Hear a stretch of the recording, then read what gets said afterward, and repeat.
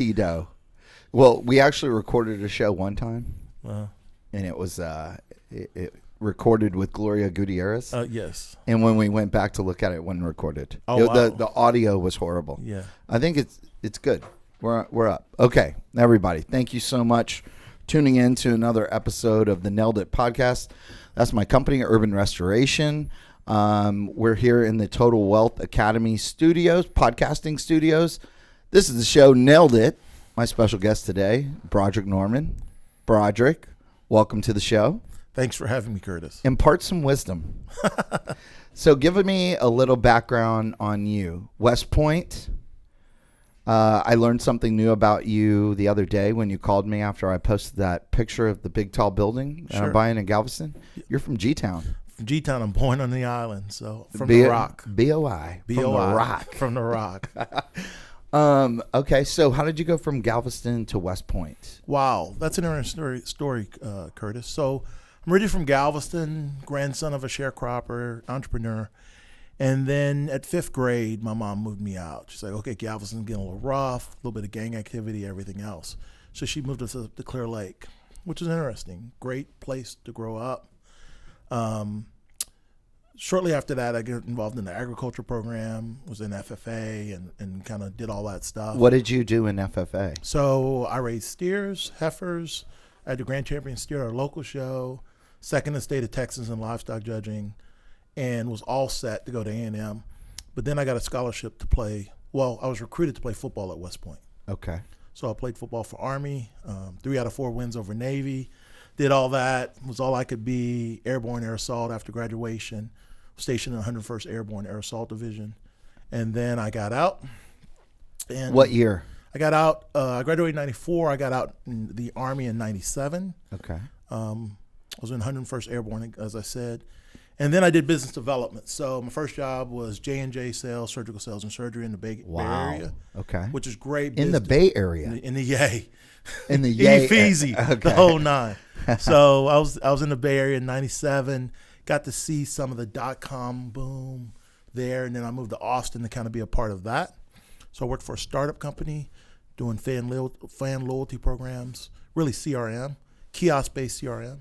Okay. With some smart MBAs, and we thought we were going to take over the world. So I saw Austin go from boom to bust, so 99 through 03. And that experience was really key to watch a city just kind of melt down, if that makes sense, with the NASDAQ. Right. And I was like, hey, I need to get some finance experience. Right. Because some of the decisions we made didn't make sense to me. And I wanted that hard finance background. So what was that journey like? So I went to grad school. Well, I interned at a buy-side shop in Galveston as an equity analyst for a summer. Then I went to grad school at Texas, got my MBA in finance. From West Point to Texas. From West Point to Texas. So I'm a Longhorn, yeah. All right. So I did that, and everyone said, hey, if you want to be serious about finance, you'll go to New York. Okay. And work on Wall Street. And you did? And I did. Where did you go in New York? So I went to Merrill, right? Merrill guy. And it's really key where you start because that's the name of my building, too. What, the Merrill? The Merrill Really? Historic Building. Wow. Okay. Yeah. So I started at Merrill, went to their internship program, got a full-time offer, which was great because I had a family. I went full-time. I had a fellowship. What's the internship program? You're skipping. I mean, I love the pace. The energy and the pace is great. People on here will love that. The internship program. Anything like watching the movie with Will Smith? It's a lot like watching a movie from Will Smith. So it's a lot of different characters. It's some of the smartest people you'll meet. Okay. Like brilliant. Right. And savvy, either or. So it's brilliant and savvy people. It's great. You felt really special, or I felt really special because it's like, hey, you got these jobs that they only recruit from certain schools. And so very smart individuals. And then you go through all the desks. I went through all the desks and figure out where you belong. So one of the things that was key was the preparation to get there was reading the books like Liar's Poker and When Genius Failed and all these stories of financial lore, Bonfire of the Vanities, just getting understanding of what goes on in high finance. What did you make of The Big Short? Oh, it was great. It was good because It was very realistic. The Big Short and then Margin Call. If you've never Margin seen Call is one of my favorite movies with Kevin Spacey. Yeah, is he in Margin Call? Yeah, that's when Kevin Spacey has to go. Remember, they bring him into the room. Oh, and they're like, you got to sell all of this before Yes. like 10 a.m. Margin Call. That's the flip side Yes. of The Big Short that It is. most people don't watch. Margin Call is a great movie. Yeah. If you haven't watched it, watch Margin Call is a great movie. The Big Short's a great movie. It's interesting because I was during 2008, 2007 in August when things first hit off, right? We're on the desk. The short end of the curve just blew out and people are like, what's going on? You're picking up phones. You're calling your buddies going, what's going on? Then things settled down and 2008 happened.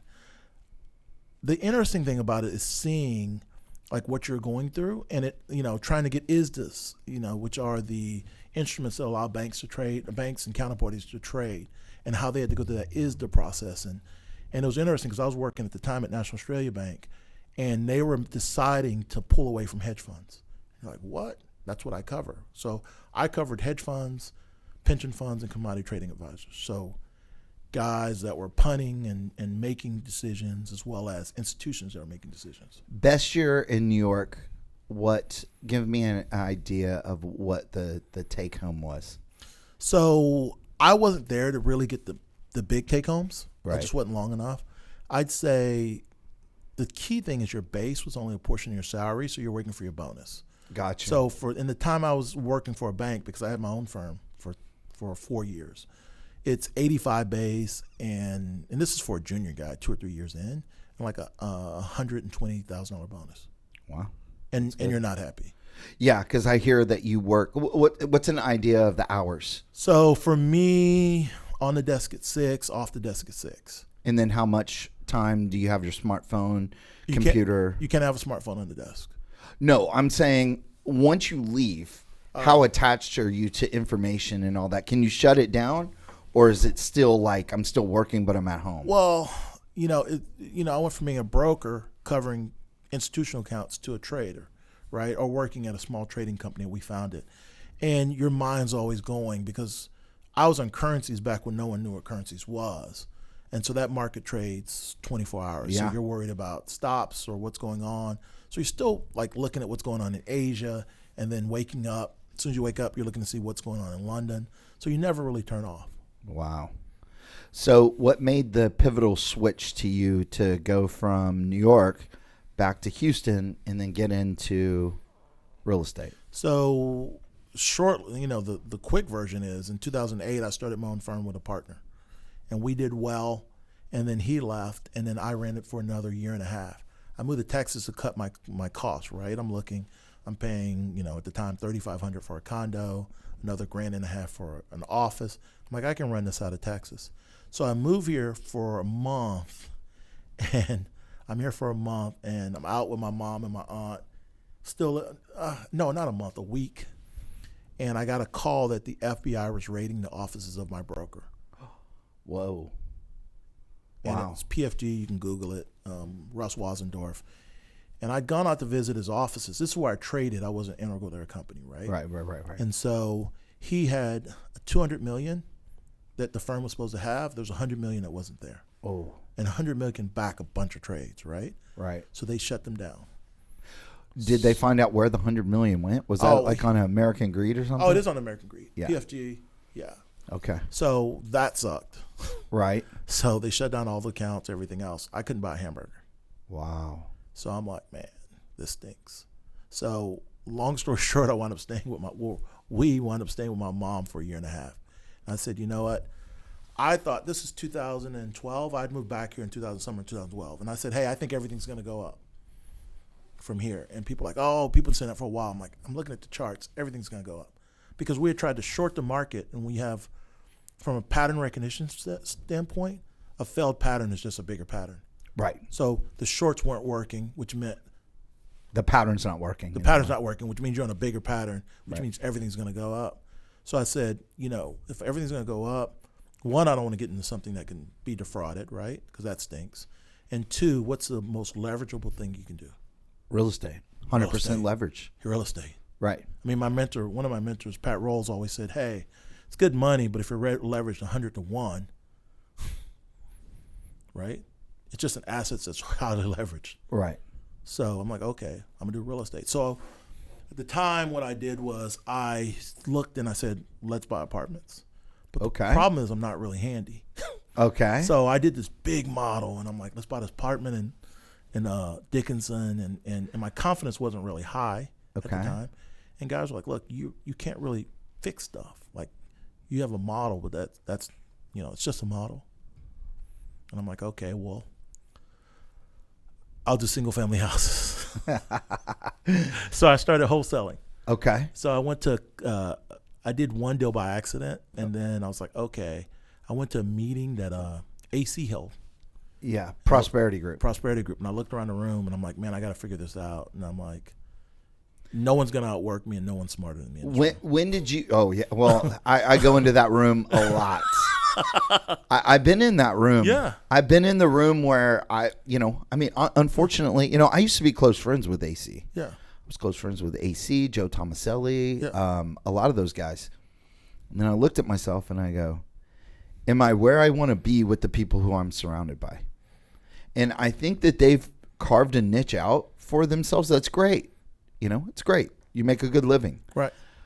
But I have aspirations that are much grander than, just trading a couple of mobile homes or some single family houses and getting $5,000 to $15,000. Right. It's great. Right. It's great. You can make amazing money. I just have something different on my horizon. But that's a short order problem. Your first order problem is how do you eat? Oh, for sure. So, and I identify really, really closely with people that are there, right? Because it's hard for me. I mean, I got a family, I got a daughter, and they're like, hey, why don't you go get a job? You have a top 20 MBA, right? Graduated from a pretty good undergrad, and you're like, and we live with your mom. I mean, that's pretty tough. What did that do to your relationship with your wife? Oh man, she was just like, am I going to keep you on insurance? Because she's working as a teacher. My mother-in-law was like, hey, it's great to have dreams, but, sometimes you got to get a job. And Friendswood's an area where it's, kind of difficult for a kid to live with their grandmother. Yeah, for sure. So, but I wanted my story to be one of perseverance. Right. Right. I mean, the cool thing is you get to write your own story. Right. Right. I don't want my story to be, hey, you failed and you went and got a job as a brand manager at, Frito-Lay. That's a cool story. Nothing wrong with it. But if I get to write my own story, it's going to be the story of the guy who got kicked down, knocked down, who lived with his mom.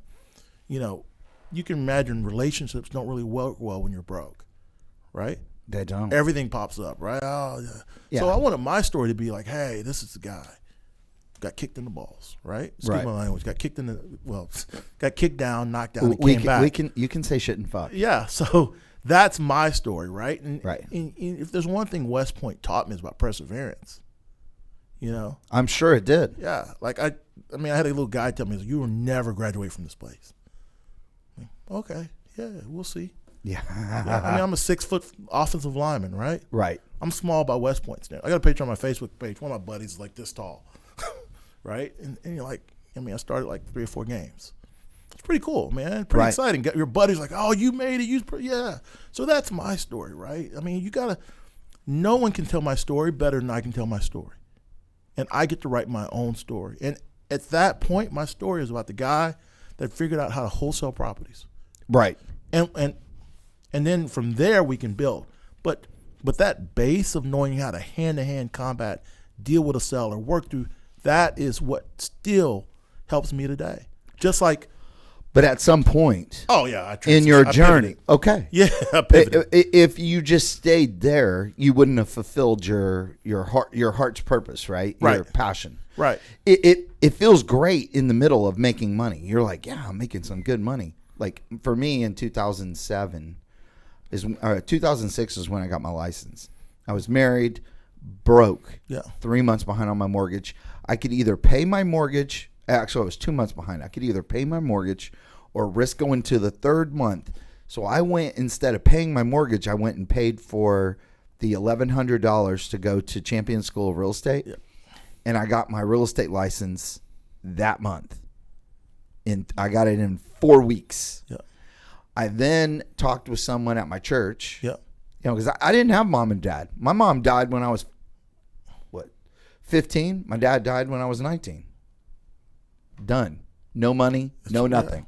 So I resonate with your story. You know, everything that people tell themselves today is an excuse. We only make two things, excuses or results, right? You have to wake up every day and go, I have a dream. What is my dream going to, like, what actions am I going to take to help me achieve my dream? And for so long, I surrounded myself with people who, and I'm going to give you much more credit because I haven't heard, only one time have you referenced a mentor. But rare is the person who has like a very small circle around them and they still thrive and come out of that, number one. I am more of a person who has to kind of have like a support system. Right. That's the only way I can achieve anything. And it's been through kind of changing circles that I've even got to the point where I am today. Because I really thought I was the shit for a long time. And then you're realizing, because you meet someone like you that's doing big land deals, or Mark Inyard doing these big land deals, or what's the guy's name that created My House Deals? You know who I'm talking about? Yeah. Yeah. You know, you look at him and he partnered with Mark. They were doing these big land deals. And there's people just doing massive things that you don't even know about. That's why I wanted to bring you on the podcast. So I was like, holy shit. You know, I even forgot Broderick, and I don't even know his story of how he got there. Yeah. Well, I think what you're talking about is vision. Yeah. Vision. And I have, you know, my grandpa, who's very instrumental in my life, he passed away last January. Oh, sorry. Thanks. It was rough. But anyway, that's a rough ride. And I'm sure it was for you. But one of the things, I had an MBA. I worked on Wall Street. I think I'm pretty hot shit, right? Right. And so I go hang out with my grandpa, who's very sharp. And he goes, if you're so smart, why are you working for somebody? Talk about like, Yeah. He's like, yeah, you're so smart. You got great degrees. He goes, I didn't have that. And I kind of had my own business. So you're so smart. And that always stayed in the back of my mind. Right. And what he did was he set me on a journey to find something that was better. And there's something that's better, that's beyond our wildest imagination. And so that was good. And then I had guys. I mean, I have some people in my life that have done very well. So from that standpoint, there's always a rabbit to chase. I mean, yes. But I'm still comfortable with my story, but it's very humbling. But, you know, in my life, there's always been people that have, you know, hey, mentor, guide, everything else. And I think by having a good attitude and a sense of core values, just people come into my life, right? Like, oh, yeah, I'd like to help you out. Because when I got out of the Army, someone told me something. They said, no one's successful unless a lot of people want to see you be successful. Mm. You know, and read How to Win Friends and Influence People. Right. Great book. One of the first books I ever read when I got out of the Army. And so as I go through life, you'll be surprised. People are like, oh, you got great people that work on your team. I'm like, yeah, I'm just lucky. Right. But then people come in our life, and then it's the game of leverage. We all know how to leverage money. But how do we leverage relationships? How do we leverage interactions? So what would you say your story of success is more centered by? The leveraging of the relationships or your leverage of intellect? Well, the math isn't hard. I mean, I have formal training. I think that helps. I'd say, why pick? No, I'm just asking. I'd say which one? Which one would you attribute most of your success to? I'd say it really comes down to a belief. An advantage is only an advantage if you use it to your advantage. Mm. So, you know, watching my grandpa deal with people, he had a really good way of interacting, right? And you see that from a guy like Eddie Gant. Like, it's hard not to like Eddie Gant, right? It's hard not to like some guys. They just have that gift of attracting you to them. Yeah. So use that, right? But, you know, when it comes to understanding a balance sheet and financial statement and things like what drives a business, use that. So I think it's both. Tell me, I'm a two-tool player. Right, I'm a two-tool. I love it. So for a two-tool player, for everybody that doesn't know baseball, five-tool player can do everything. Yeah. He's got speed, power, hits for average, can field and throw. So that's it. But it was like Mark and I met the other day, and actually we just spent 5 days together. Where did you spend it? Oh gosh. Well, I went to have drinks, and then we wound up getting a room and just hanging out. And then we went to that story sounds so weird. They didn't get a room together. Yeah, we got rooms and hung out. Where was this at?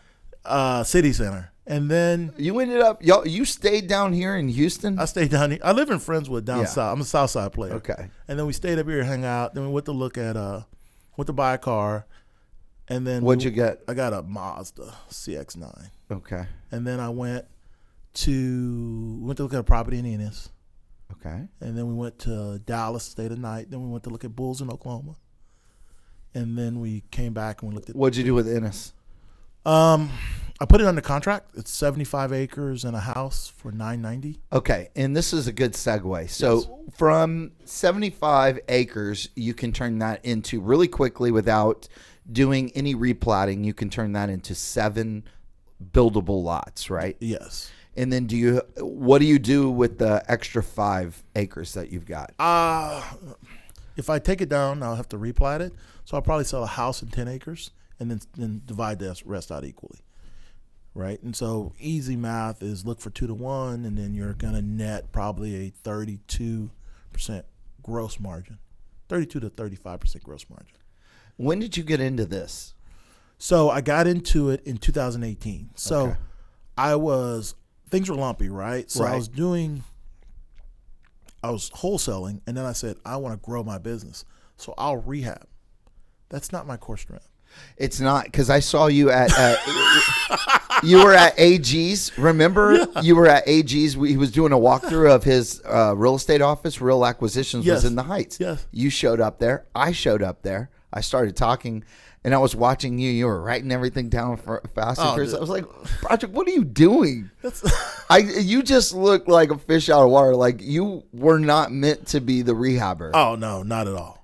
I just couldn't. I couldn't. I didn't know what your story was until 2020 or 19. When was I in Playa del Carmen, and then you all of a sudden call, and we're in the middle of 6th Ave, in or 5th Ave, in the middle of Playa del Carmen, and I run into Mark Inyard and Will Denker, and you're on the phone with Mark Inyard. I'm just like, the world is so small. Yeah. You were like, Curtis, what are you doing? Yeah, exactly. All you guys down there having fun. Yeah. You're like, how long y'all staying? I'm going to be on a bird. Yeah. So what happened? I was rehabbing and I was wholesaling and doing well, but I couldn't leverage it. Yeah. And I met Jason Bible, and he's like, I'm selling my wholesale company. Like, that guy's fairly smart. If he's getting out, I don't know if I want to get in. and we talked about margins. And I was like, man, it just feels like I'm just moving money from one side to the other. So I started rehabbing, and then I'm like, this is not my core strength. Like, I'm just not I have a systems engineering track, but I'm not, which isn't even mechanical, right? I'm not that mechanically inclined. And I wasn't doing well. Like, I had a house on some land at $100,000 in equity. And Mark stayed at me. He's like, man, if you don't sell that, you'll never find anything better. Those deals are everywhere. But I have $100,000 in equity. So I sold it, and I lost money rehabbing. So I'm like, okay, I need to do something different. And he called me, and I call him like, hey, if you have another land deal, I'm interested. And he's like, okay, I have one. About 3 weeks later, he called me, I have one. I went out there, 30 minutes down a country road. Like, that's too far.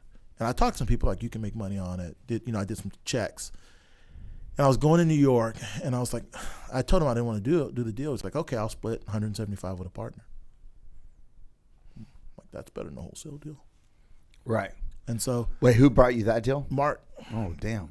So you and Mark, you got into your deal in 2018 from doing the deal with Mark. No. He sold it to me. Gotcha. Which is even better, right? It made me learn. If I'd have deal with him, I could have just piggybacked off his knowledge. Right. So sold it to me, and implied tasks is that I'll help you work it out, right? And that's kind of how you carry yourself, good guy, whatever. So I did the deal, and I called 2 guys, and I was like, two people that had lent me money, and I turned them into partners. I said, well, it's funny because he said, don't put 2 people who don't know each other together in an LLC. I said, okay. So what are you going to do? Put 2 people who don't know each other in an LLC. And so each one put up 100. And meanwhile, my rehab business, like, I had to give 2 houses back. Wow. Like it wasn't working. I was over leveraged. I was the best lender. Everyone loved me. I was making no money. Right. The only people who are making money is your contractors and your lenders. Yeah. So, and one deal had 100. I mean, they weren't bad. One I had never touched. It was pretty good. I had to give it back. Guy wasn't that happy. He probably listening. And then, and the other, that's the truth, right? Yeah. I wasn't making money. I'm like, yeah, dude. it's fine. Then they're like, oh, you got it. I'm like, I do not have it. And one guy's like, hey, there's $100,000 of equity in this deal. It's great. And it is 1.5 blocks from the beach. I'm like, dude, I'm over my head. I got to give it back. Wow. And it's his beach house now. Wow. It's great. That thing's worth like 600. So he's made like 250, 300 grand on that deal. So, but it's where I was, right? It's knowing, first rule of leadership, know yourself and seek self-improvement. Like I wasn't good at it. That's a good nugget to drop. Yeah. Yeah. I know who I am. Right. And it's hard when things are tough. Oh, when things are tough, if you don't take a pause for a second, it feels like you're just running downhill as fast as you can.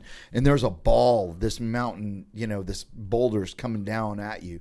You're just trying everything you can to stay upright and make it down safe. Right. And the thing about leverage is it gets you where you're going quicker or more quickly. Right. Both good and bad. Yeah. So I was like, hey, I said, I'm going a different direction. Cool. And so we started doing land and figuring out the nuts and bolts. And it was good because having a partnership, or not a partnership, but having a relationship with someone where you can talk about things, or I could talk about things, it allowed me to grow quicker and it allowed us both to kind of learn and flourish, if that makes sense. Yeah. So where are you at now? Where do you live? I live in Friendswood. Still I have a in Friendswood? ranch in Terrell. Okay. I I see a lot of your reels or a lot of your stories that you post about being on the ranch. Yes. And how many heads of cattle do you have? 100. Damn. 100, about 90. Well, 90. Well, we're calving now, so registered cattle. So my daughter has a horse. Oh, really? Yeah, we have a horse. Yep. And then we also have. She was a pig, FFA. Oh, really? A pig raiser. Yeah. Oh, that's cool. We raised twice. Sold both times for $1,000. That's awesome. Yeah. Awesome. What'd you show? Sci-Fair. That's No, pretty the competitive Sci-Fair area. show. Yeah. Very competitive. Well, let me know if she wants to raise a heifer. I got some. Yeah. Yeah. Hang a halter on them. She probably could raise a heifer. It's one is where do we keep it? She goes to school now in Magnolia. She transferred out of Sci-Fair to go to Magnolia because the FFA program was so much better. I bet Magnolia has an ag barn at their school. They do. I'm just But saying. it's not. I mean, it ain't nowhere close to the barn at Sci-Fair. Sci-Fair's barn is like massive. So you're putting out in the universe, you need a barn to keep your heifer. We need a barn to keep the heifer. I think the universe will answer you. All right, good. Yeah. I need a barn to keep the heifer. You didn't know you had a heifer before this. I Before need the podcast. right. This is good. Yeah. I need a barn for the heifer, and I need a land to let the horse run. This horse is super fast. Yeah. Alex is big into horses. Yeah, I've seen some of them, and he's close by. I wonder if he would. Yeah, I should probably reach out to Alex. Yeah, there you go. Yeah, that's a good. Alex said no, he just got committed. Yeah, It's Alex. partially committed. Thanks, Della Tora. So yeah, man. Okay. So what do you think the investors today? What do you think? What's the biggest problem for an investor? What's an investor? Real estate investor. What's a real estate investor? Person that is buying property. An operator or investor? Because I got a lot of investors. They don't. Okay. They just give me money. Then let's talk about the operator. Okay. The fix and flip. I'm not being a jerk. No, but I'm just no, saying. no. This is good. This is if you're good. saying the biggest problem with real estate investors is probably like counting their money. Yeah. I mean, if you're an investor and you got someone that knows what they're doing and has a process, I mean, the biggest problem is just where do you put your money next? I got buddies. I got a buddy in Austin, kills it. Right. Right? I mean, got a buddy in Jersey City, builds mid-rises. Yeah. Does pretty good. So to me, the biggest problem for the investors today, the guys who are buying the single family deals, is there is tremendous amounts of people out there buying single-family homes. Watching you and Mark and Will, I'm watching people that are going, and Brant Phillips, because Brant's doing RV parks or RV mobile homes. Y'all are going to places where the competition is less. Right. I woke up in 2022, Steve Davis, Total Wealth Academy. Yep. Steve had told me last year, he said, basically he was like, you think that you're doing big time stuff because you're in the Heights and you're doing these big projects. He goes, how much did you borrow last year for your 4 projects? I was like, I don't know, like 2 million, 2.5. He was like, do you know that you could have done less headache, the same amount of leverage, and you could have owned like 60 doors, right? Something like that. He was like, you could buy an apartment. And I sat with that for a second and thought, man, I don't really want to own an apartment. I don't want an apartment. But Mark put this in my brain when I was in Playa. He said, what do you really want to do? Yeah.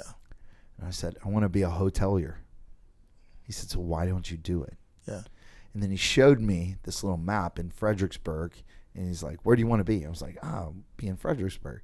He's like, why don't you buy 10 acres of land or 20 acres of land? I can't afford it. Why can't you afford it? Here's how to do it. He sat there and walked me through how I could do it.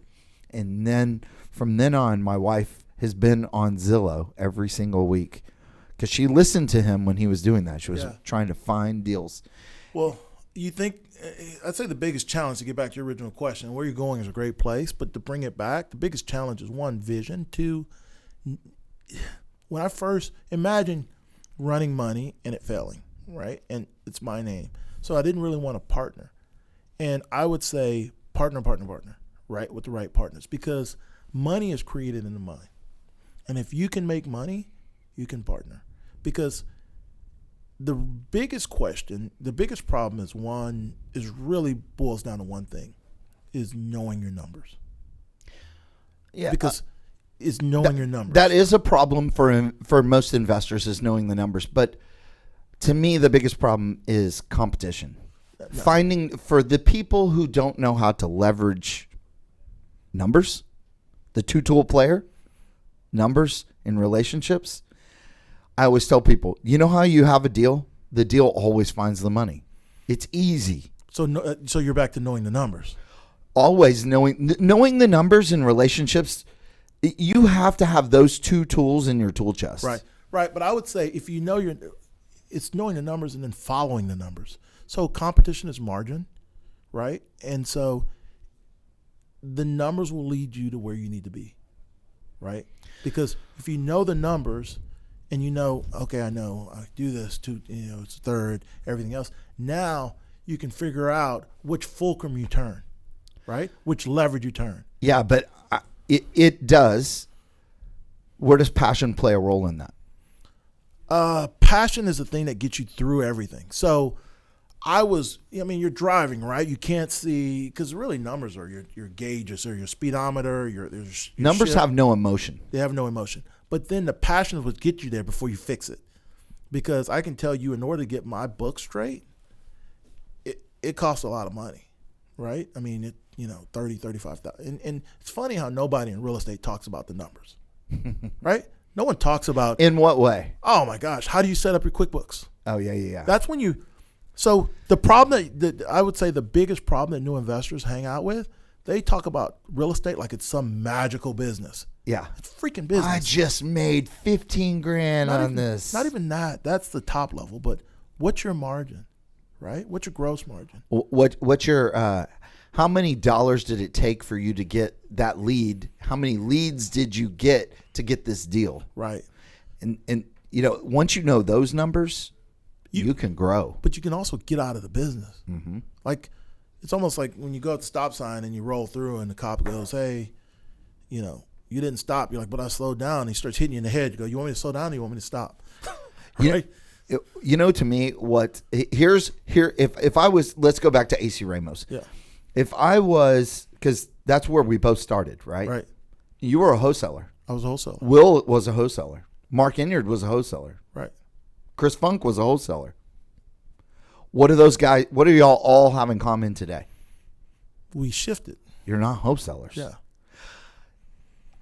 I caution people to follow people who are constantly pivoting. All right. I caution them to watch the people who are pivoting, who see the opportunities before they present themselves and make a pivot.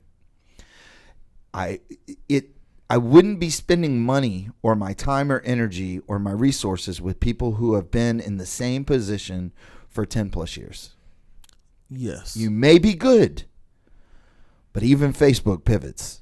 Right. And I'd say a lot of that is having the tough conversations and having, it's hard to talk to people and be real, right? Like, and say, hey, this is what happened. Like you asked me and I said it and you're like, wow, like he really told me that. Like, it's what happened, right? So, I just think, that's my story. I think no bullshit is what people relate to. Yeah. Everyone can relate to failure. And someone else always told me, never invest with somebody who hasn't failed. When they failed, then you know that they know how to protect money.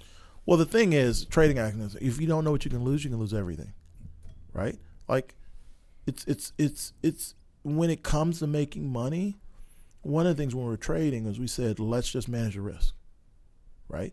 And it's almost like if you look at a guy on an equity desk at a bank, and he says, oh, I know everything about the stock. I know everything about the stock. I know the stock. It goes down half, I'm going to buy it because I love it. It goes down half, I don't want it anymore.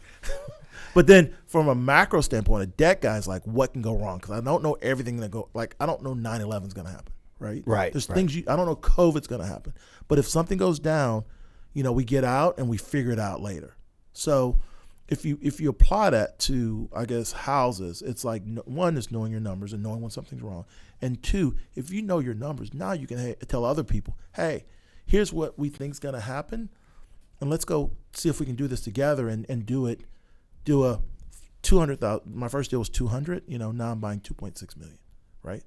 But the 200 is where I started. And now we have 10 million under contract. Just count it. Like 7.5 million under contract to buy this year, and we'll sell like 3 million this quarter, right? 3-4. But that is knowing your numbers. And as you grow and you pull in other people, sometimes having partners are great accountability, right? Because they go, hey, Ryan is one of my partners. He's like, hey, you didn't send me my financials, which I'm like, okay, well. Ryan DeGennaro? Yeah. And not to talk all my business, but yeah, he's like, hey, you didn't send me all my numbers. I'm like, oh, okay. I forgot. Here's the thing. But it's good when you can push a button, balance sheet, P&L. Yeah. And if you can't, Ryan's big on QuickBooks. Well, everybody should be big on QuickBooks. He's a QuickBooks ninja. Everybody should be big on QuickBooks. How do you run a business if you're not you, but if someone on your team isn't good on QuickBooks? And it's okay to be bad, because if you don't admit you're bad, no one's going to help you. I'm horrible at QuickBooks. And just to be truthful with you, I don't even own QuickBooks.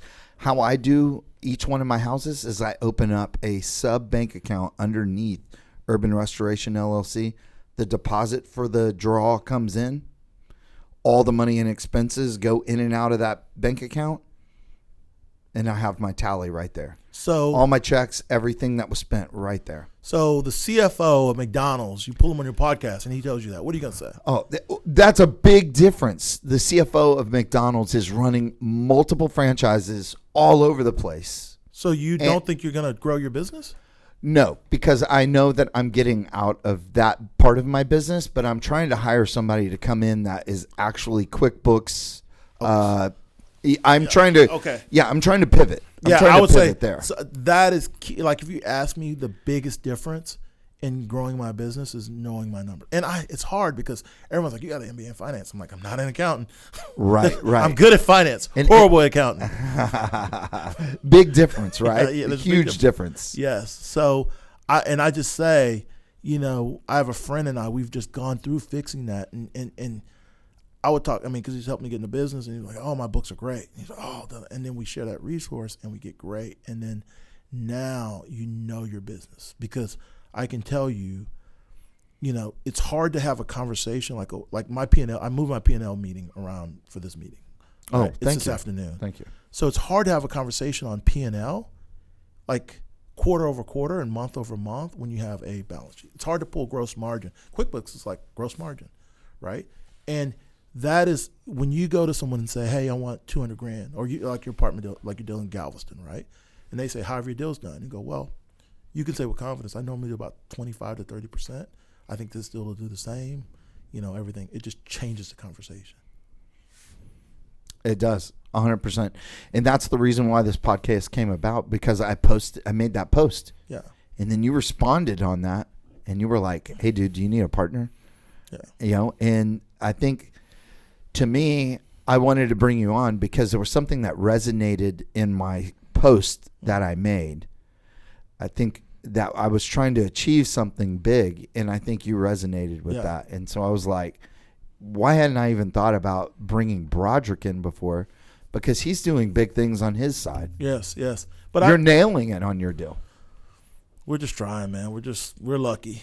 Yeah, you can't get an attaboy away from me. I mean, I'm not going to give you the aw shucks, good job. Just a little country boy trying to make it. Oh, right? whatever. So, yeah. And I've struggled. I have a business coach that's helped me out a ton. I mean, he's been with me 3 years, and it's good to have someone to bounce stuff off of and get a unique perspective. That helps a lot. I mean, I would say business coaches are great if you have a good one, and they're like accountants. You may have to go through a couple to get a good one.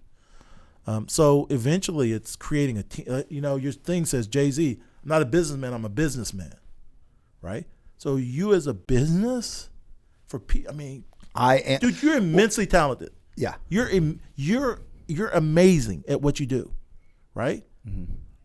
But sometimes our strengths, like me as a finance guy, your strength can be your weakness, right? You're like, hey, I'm amazing at this, right?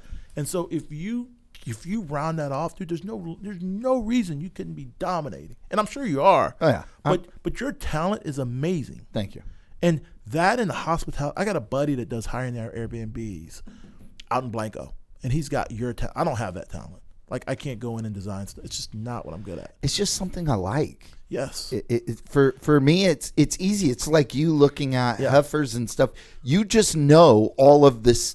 I know the time in which they're going to give birth. I know like you just know things that I can't see. Yes, but now you become a business, right? And a business has a CFO. It's got I have a team of 9. I brought in Brian Burr. Yeah. Brian Burr is probably going to be my CFO-ish type person. Yeah. He just understands syndications. He understands putting structure together. He owned a business. He sold that business. I just know this. Ryan DeGennaro and I did we did some sort of like a business seminar thing, and they had you do this little profile, right? And they had him do the profile, and it said Curtis Worden will be successful, but never invest money with Curtis if he is the CFO. Yeah. It said he honestly shouldn't even be the CEO. Well, the challenge is, one, that doesn't have to be your narrative, right? Because there's crazy people that do stuff all the time. But I should not be. CFO drains all my passion. Yeah, you don't have to. Well, I have a buddy who's he's director of corporate strategy for Apple, right? Mm-hmm. And what he told me is he's like, Steve Jobs. It's crazy. I'm like, Steve Jobs? He's like, yeah, I know Steve Jobs. I'm like, wow. He was like, I sat to him. It's crazy, right? And he's like, that guy could go from accounting to marketing to ops, whatever. And then we have another guy who's really smart. I'm like, you know him? He's like, yeah, he's no Steve Jobs. I'm like, that's okay. So there's a lot of, and he runs a big company, like a big company, public company. So you don't have to be Steve Jobs, but to sit in a meeting, and you can come, if you want to come hang out with us, you come. I mean, I don't offer that to everybody, but you can come hang out in our office. And I'm smart. I'm not crazy smart. I'm just a hard worker. Like, I have a high pain threshold. You don't have to be crazy smart, but I don't have to design stuff like you. No, you don't. I don't, but I can still be successful at designing. I can hire somebody who's good. So you don't have to be finance like me, right? But if you start tweaking stuff, people will be amazed. Like, you'll be like, oh, man, there's an apartment bill or a hotel or high-end Airbnb. And now there's so many different avenues and information share so quick. There's no limitation on what we can be. I'm just excited for what 2022 has in store, because I feel like I swung for the fences on this deal, and I'm out of my comfort zone. Who do you have mentoring you? The guy, his name is Tom Schwarmick. He's out of Galveston. He's like the Galveston, like he knows everyone on the Strand. His office is on the Strand. He's attached to almost every building. Oh, wow. He sources and finds the deals. That's good. His name is Tom, Mr. Galveston Real Estate. Oh, cool. Yeah, so like he is a broker. And so he knows every building, who the ownership went to, what they sold the building for, what the best, highest in use of that building is. I mean, that's why. Are you going to raise capital for this deal? Yeah, that's what we're doing right now. Awesome. Yeah, we're in capital raise. We're trying to raise 100% of the construction cost and then roll straight into a 4.5% 30-year loan. Yeah. Well, it's interesting because you talked about mentors, right? Mm-hmm. So I have a buddy, Jim Young. He's graduated from West Point, started as a commercial guy, and it's weird. He started as a broker like you, and now he does huge deals, right? He's building a $100 million deal in San Antonio. And that's been great because those guys, and it's weird to say, it's weird because I'm like on my table, but we're on a freaking podcast. Right. So my buddies will go, hey. That's what the podcast was supposed to be like. Real conversation between two dudes. So one of the cool things is my buddies will go, or hey. two people. Yeah. Do you want to see my docs, right?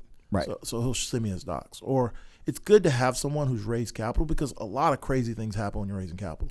Right. Like you may have people want to jump down in your GP, and it's great to know how that conversation.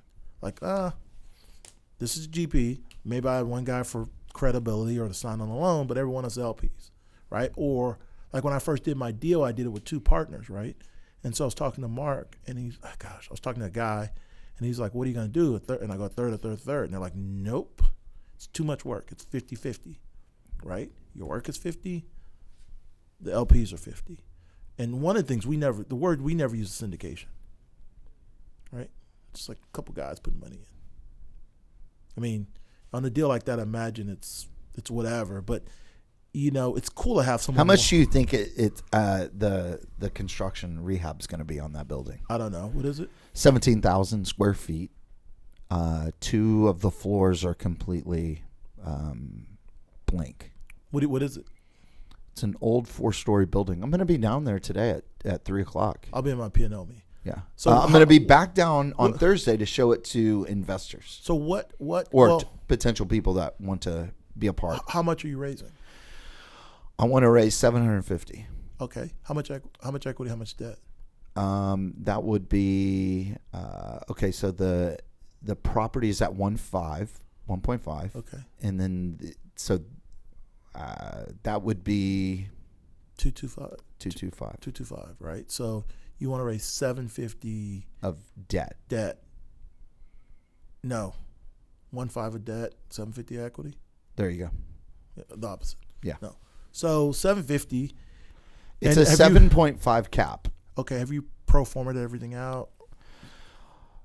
Is that that's what we're. If that's stuff you need help literally, with? No, that's what we're going down today to. I don't have the floor plan yet. I'm trying to build out the floor plan. That's my biggest concern right now. Is I'm going to go look at someone else's condo or building conversion that they're turning into luxury condos. Yeah, I'd say. So from our standpoint, we try to anything you do. Buddy of mine always says, anything you do, anything you standardize, you can repeat. Yeah. So a lot of it is, I think you have an idea of what if you put on a contract, you have an idea of what it's going to be. I have an idea. What's that number? Probably like 3.1 to 3.6 mil. Is what it's going to be worth after all said and done? After all is said and done. So I'd say it's almost like someone told me a while ago is when Ephraim. He's like, whenever you see someone doing a rehab and they're taking pictures of the floor plan and everything else, you know they're losing money, right? Losing money. It's just about the numbers. So I would say, if they're taking pictures of the floor plan, it's just like it's an analogy, right? Or it's a quick. It's all about the numbers, right? It's all about the numbers. It's all about the numbers. If that's the case, get in the numbers and get someone. And I don't know. I'm just giving you my advice. It's free, whatever. Absolutely. I think we've been able to grow. So it's all about the numbers. Get someone that's more comfortable with the numbers with you, who likes you. Yeah. Oh, that's what I've got. Okay. I've got that part. That's where I brought in Brian. Brian is not enamored at all by design. He doesn't care about the design. All he cares about is the numbers. Okay. So, no, I mean, and then I'm bringing in other people that want to be, play a role, be a part in whatever form or fashion. In the GP or the LP? Either one. I think that there's enough skin in this deal for a lot of people to be fed. I mean, the building down. I'd say think about. I mean, you're not going to do one, right? No. Okay, so when I'm doing multiple. So that's a loaded question, really, and you got to see what personality you want in a foxhole with you, right? So what personality you want? Hey, I can ask them questions. They'll be very front with me. Everything else, and also bring the ability to add a financial strength. So, like. When you shoot your GP, I'd say have someone that can sign on the note. Absolutely. So that's not whatever. There's criteria. Right. So one, they have a good financial background because that's very easy. And two, they know how to grow something. And three, they're willing to help you get financing. Absolutely. That's what I would say are key parts of like building the house. And I would say link up with someone who's done that and kind of show you. Like if you want, I'll show you how we do it and all and what's worked for us. Yeah, absolutely. Yeah. All right, Broderick. Cool. Thank you for coming on, my man. I hope that appreciate helps. it. Oh, hey, any information is good information as long as there's information. A lot of people just talk, and my role in putting together deals is to see the vision of what the thing could be when it's all done. What I bring in other people for is to say, is it worth the time for him to do that? I've already been offered. This is how I also know it's a good deal. I've already been offered $500,000 just to sign the contract over to someone else. And I just keep looking at it. I mean, bringing on this deal has been about, I think that the biggest issue that the biggest difference between me today and me when I started was that $500,000. I would have eaten on that and then bought a car and then done all these things. And now I'm looking at it going, do I want to release $500,000 now and lose all of the information and contacts and everything that I'm going to gain going through this? Or do I want to get to where I'm doing this one, the next one, the next one, the next one? Because the next one's going to be more expensive. Well, it's cool to have $500,000 in your pocket, just to be clear, right? There's nothing wrong with that. And there's another deal out there. Yeah. There's absolutely. Now, Galveston may have sentimental value. It has sentimental value for me. And I was born on the mainland. Yeah, so you may choose not to lose that. But if you tell your investors, hey, here's what happened, whatever, and you want to another deal, it also cements you as a guy that can find deals. Yeah. Right? So that's the talent that we bring. Yeah. That's the secret sauce. Yeah. And you got the secret sauce. I have the gift of gab. Yeah. I will tell you, when I contacted the agent, he was like, golly, man. He's like, I don't run across a lot of people with your energy on the phone. Hey, nothing in life is achieved without passion. No. You got to go out and get it. And people can tell in your voice whether or not you're scared or whether or not you're excited. Yes. I mean, what would you rather? When I'm flipping a house, I always want the seller or the buyer to bring me something about them personally and what attracted them to my house. Yeah, that makes sense. Because if they give me that in a multiple offer situation, I always ask for three things. Give me your best and final, why you want the house, and I want you to tell me the things that you fell in love with when you first walked in. Right. That's it. It's a good story. Because then I know who to pick. I want them to tell me and show me why they want the house. is then I know no matter what comes back on that inspection report, they're already in love. That's awesome. That's awesome. How many houses would you say you do, a month, a year, or whatever? Oh, that's a good question. So I did around like 386 houses from 2007 till 2013. Is that getting more competitive now? Or? I've built 47 brand new houses. Wow. Since then. A lot of them with Ryan. Some of them by myself. Wow. And now I'm doing custom construction for people. You are? Yeah. You do it out in county? I'll go where the money is. Gotcha. Right? Yeah. I'll go where the money is to do that. I'll bring and leverage my guys. But I just had to turn down a deal. This lady called me today, a $500,000 build. And she's trying everything that she can to get this big monster house built.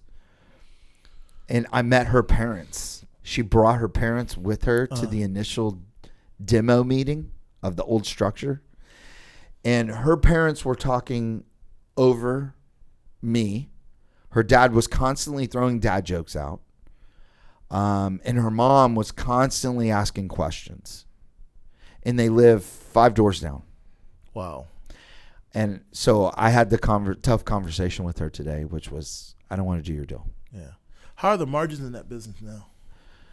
15% margin and probably like, I don't know, $70,000 to $80,000 for a GC fee. That's pretty good. Yeah. So so in that I do a fee base and a cost plus model. Primarily before this year, I was just doing fee base. So if you come in and I'll build your house for $60,000, and assuming that there's no change orders, 8 months, I take per month. It's on my, it's on my bid.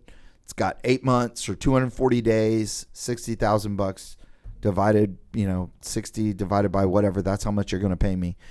If your changes cost me more time, you're paying me every month. So are you still going to run that business while you do your new business?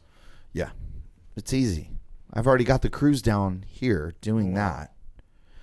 And plus I'm driving, I'll probably end up staying. There's already a unit there ready to go that's got a kitchen and a bedroom and living room, a washer and dryer and all that stuff. It's already there. So I might as well just go ahead and keep that unit. That's pretty cool. Yeah. Just going to keep the unit, do the work. Hopefully it'll start kicking out some more cash. It's already kicking out cash right now. Oh, it is? Yeah, it's spitting out $11,000 a month. Wow. So it's a 7 cap now. Yes. $11,000 a month. Why wouldn't you do that deal? Even if you just hold it, it's already like... Yeah, you could do it like a covered ground play. Yeah, there's a lot of things you can do. Yeah, and it's right next to our favorite candy store. Look, yeah. Is it LA Kings or La Kings? La Kings. So does that mean I have a place for Mardi Gras? You have a place for Mardi Gras. You have a place for Mardi Gras. It's I met with a guy who told me we were trying to end the podcast like an hour ago.